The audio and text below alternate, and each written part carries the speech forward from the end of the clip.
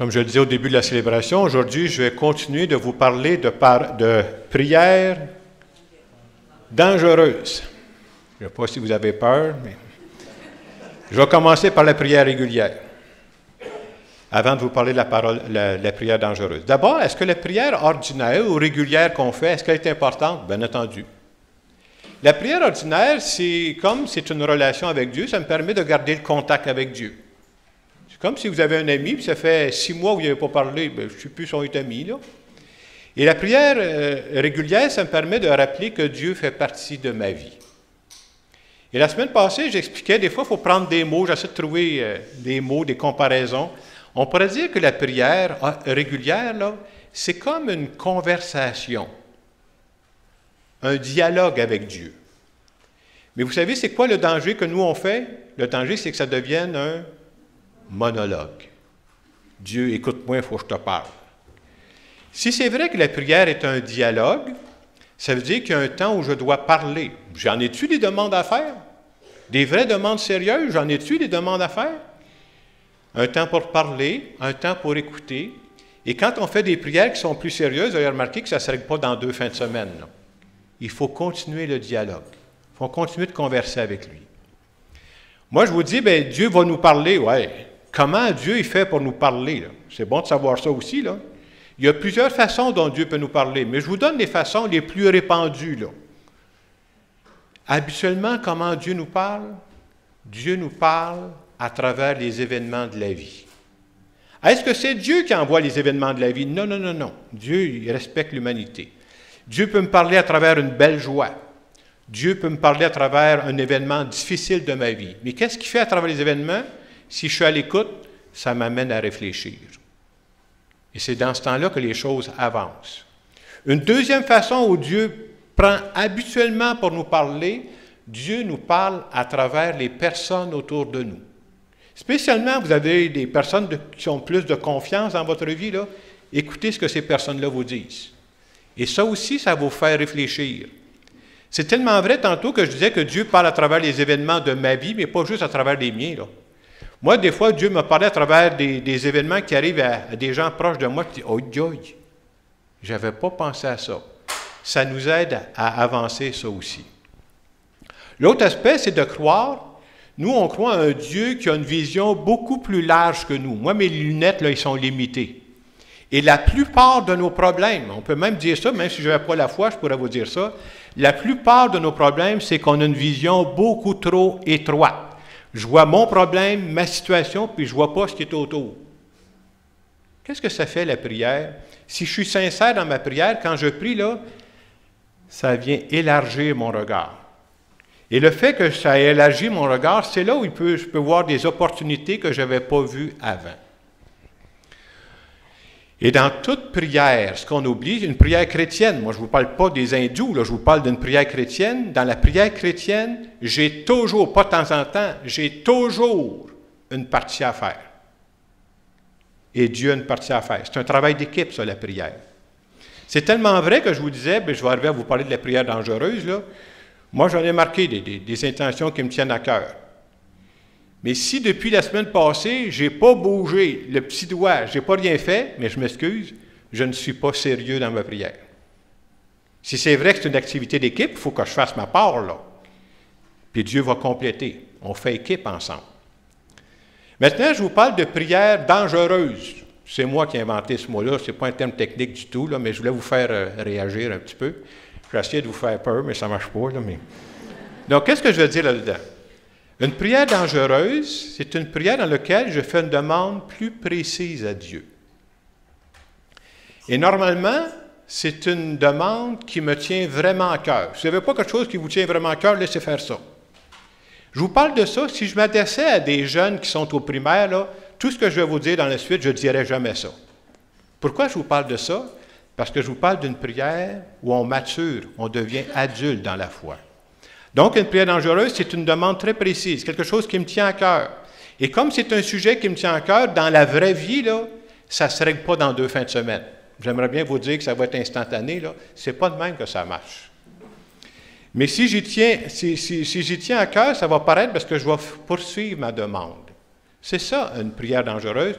C'est une prière que je fais à Dieu. Je dis que c'est dangereux, pourquoi? Parce que c'est risqué. À partir de maintenant, je demande quelque chose de précis. Ouais, mais s'il ne me le donne pas, on disait la semaine passée, ça veut dire, ben, je fous tout ça en l'air, le bon Dieu, c'est une invention, ou ben non, on perd notre temps à prier. Non, non, non, non. Dans la prière sérieuse que je fais à Dieu, est-ce qu'il va me répondre exactement comme moi j'ai demandé? Pas nécessairement. Il faut se dire ça, on est des adultes, là. Moi, ce n'est pas le Père Noël que je vous présente, là, c'est le Dieu de Jésus-Christ. Mais si c'est vrai que la prière, c'est une conversation, c'est un dialogue avec Dieu, pour montrer ma maturité, je continue le dialogue, même si je n'ai pas vu les fruits directs de ma prière, là. Et vous savez, un des principaux problèmes, c'est que quand on fait une prière sérieuse comme ça, là, avoir la foi, c'est de croire que Dieu donne suite à toutes nos prières. Mais il ne donne pas nécessairement la suite comme moi j'ai prévu. Et le problème, c'est que la plupart des gens, et même parmi nous, on abandonne avant de voir la suite, parce que peut-être que ce n'est pas exactement ce que j'ai demandé. Dieu est en train de travailler, là. Il faut que je m'ouvre les yeux pour le voir. Je vous parle de ça ce matin parce que dans l'Évangile, ça en est un exemple de prière dangereuse. C'est très clair, cela. Bartimée, on dit qu'il est aveugle. Qu'est-ce qu'il va demander à Jésus? Il veut voir. Il veut être guéri. Nous, on connaît la suite de l'Évangile. Est-ce qu'il va être guéri? Oui. Mais je vous fais remarquer ceci. Est-ce que Jésus a guéri tous les aveugles à son époque? C'est non. Est-ce que Jésus a guéri tous les malades à son époque? C'est non. Alors, c'est bon de savoir pourquoi que quand Jésus fait guérir des personnes, ce sont des signes. Des signes pour nous dire, vous savez, là, quelle que soit votre situation, si vous êtes malade, si vous êtes mal pris, Dieu s'intéresse à vous. C'est ça. Donc, c'est un signe. Mais c'est en même temps, est-ce qu'on fait confiance à Dieu? Donc, dans l'Évangile d'aujourd'hui, Bartimée demande à Jésus d'être guéri. Je ne sais pas si vous avez remarqué dans cet Évangile-là, qu'est-ce que les gens vont dire à Bartimée? Il se met à crier, il va dire, « Hey, calme-toi, dérange-nous pas avec tes affaires, là. Dérange pas le maître avec tes affaires. » Bien là, c'est au contraire, qu'est-ce qu'il va faire, Bartimée? Il tient à son affaire, il va se mettre à crier plus fort. L'autre aspect que l'Évangile ne nous dit pas, ce que l'Évangile nous dit, c'est que Bartimée, il va se lever, il va crier, il va se lever, puis on dit même qu'il va se mettre à courir. Essayez de penser à ça, vous êtes aveugle. Il faut être décidé pour se mettre à courir. Qu'est-ce que l'Évangile veut nous dire? Bien, je vous annonce que Bartimée, il est décidé. Et à partir du moment où il est décidé, il va se passer quelque chose. Mais si Bartimée était resté assis tranquille dans son coin, est-ce que Bartimée aurait été guéri? L'Évangile ne le dit pas, mais c'est permis d'avoir des doutes. Hein? Je vous disais tantôt, quand je fais une prière sérieuse à Dieu, j'ai une partie à faire, là. J'ai une partie à faire. Qu'est-ce que je fais, moi, là? Puis après ça, je fais confiance. Dieu, il marche avec nous. Dieu nous accompagne. C'est ça que j'appelle une prière dangereuse. J'ai pensé vous donner un exemple de prière dangereuse que j'ai vue dans ma vie. Je dirais même à plusieurs reprises. Et ce que j'ai fait, j'ai résumé un peu des situations que j'ai vues. Je commence à avoir un peu de millage, là. Vous savez, entre autres, que je fais souvent des funérailles. Alors, dans des situations comme ça, il se passe des situations, des belles situations qu'on n'avait pas prévues. Alors, l'exemple que j'ai, c'est pas juste une famille, c'est plusieurs familles que j'ai fait un résumé de ça.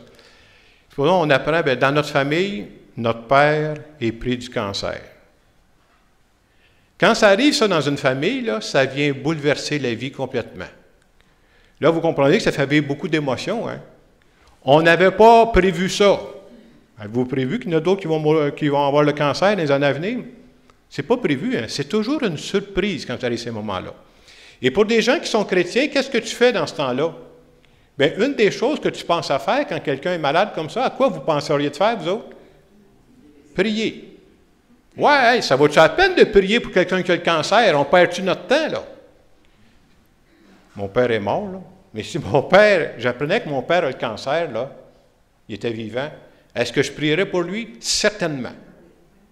Et par quoi je commencerais? Parce qu'il y a un début à la prière, puis il y a une suite à la prière. Par quoi je commencerais ma prière? Probablement, je vous le dis, là, la première chose que je demanderais, moi, c'est quoi? Qu'il guérisse.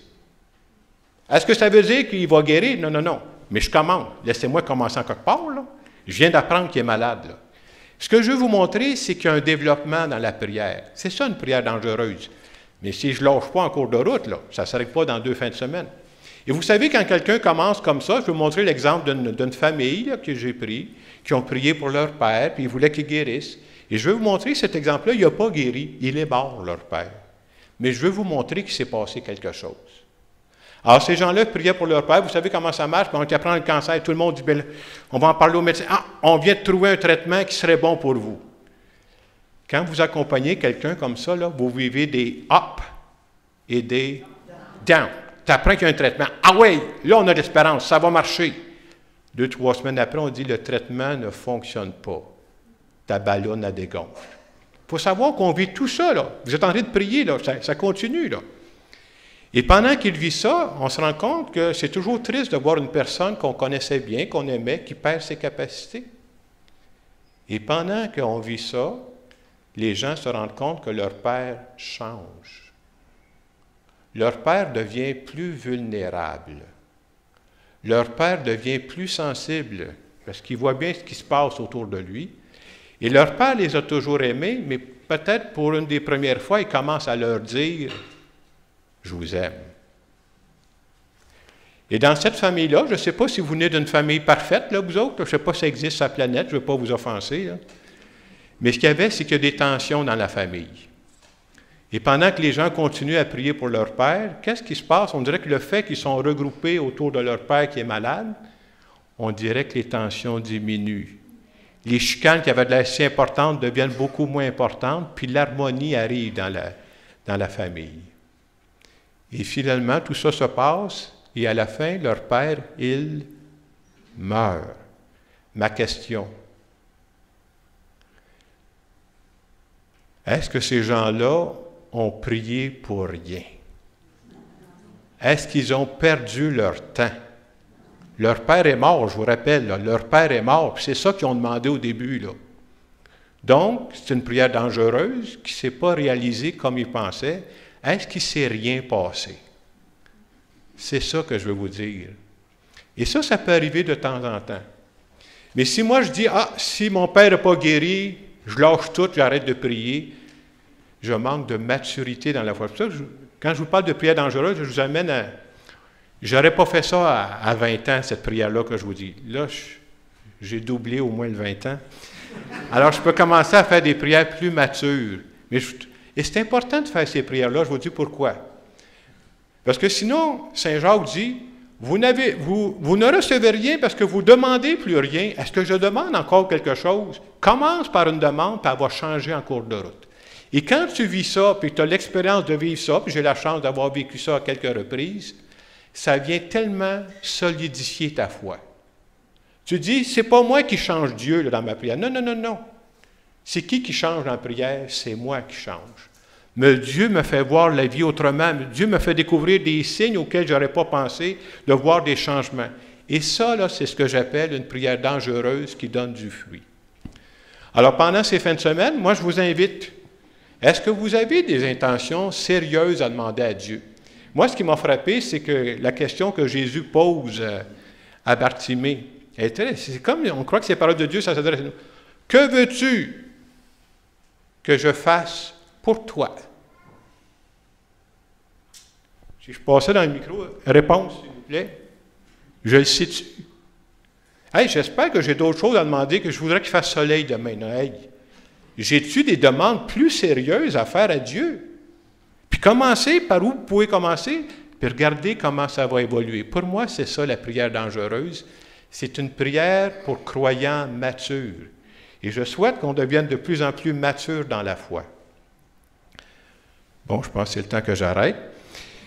Je vais maintenant faire une prière en notre nom à tous.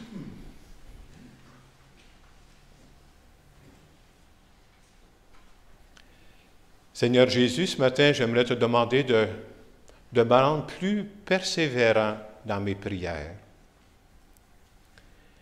Viens m'aider à devenir un croyant de plus en plus mature. Viens m'aider à te faire confiance, pas juste en général, mais dans des situations concrètes de ma vie, parce que je crois que tu t'intéresses vraiment à ce que je suis en train de vivre. Et je veux te dire merci de m'accompagner. Amen. et dans les quelques secondes qui viennent, je vous invite à y penser, puis probablement vous aurez besoin de continuer pendant la semaine. Je vous pose la même question que Jésus a posée à Bartimée. Puis je vous demande de répondre à ça dans votre cœur. Que veux-tu que je fasse pour toi?